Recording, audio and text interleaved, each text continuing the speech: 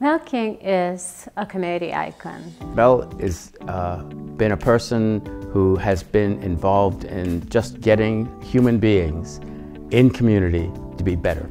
So I'm Mel King, and I'd like to introduce myself by saying I love here. Well, Mel is a strong leader in the city of Boston. He's always been consistently concerned about the people who have the least. He's one of my heroes in Boston. Mel has this wonderful and unique way of engaging people. I always noticed that he really talked to people one at a time. You really listen. I think that's the critical piece in the kind of organizing that make a big difference.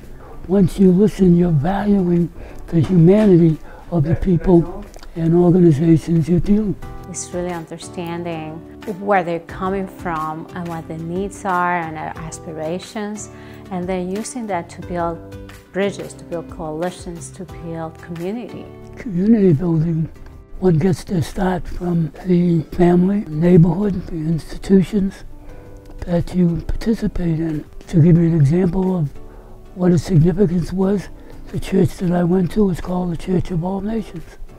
And when you have that framework with 34, 35 different racial, ethnic, cultural groups, you have to take something from it that talks about what do you do to bring people together. It all came out of this genius of his to always look for ways of expanding opportunity and challenging people to get together.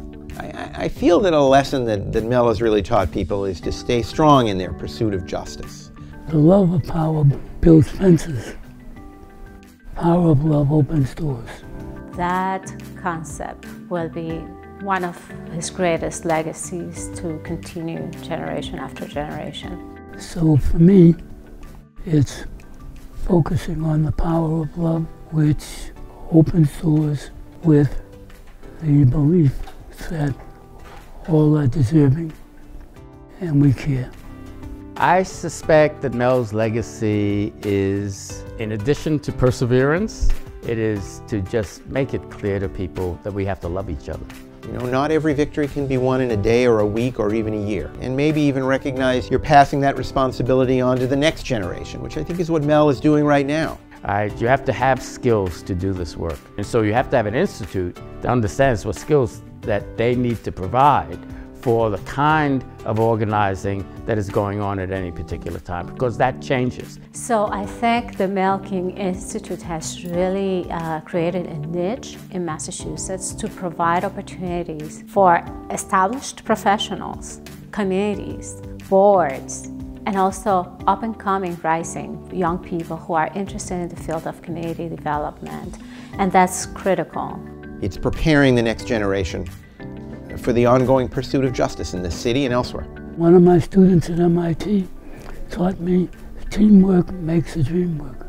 And if we understand that and move on that basis, we're all set. We've got community development.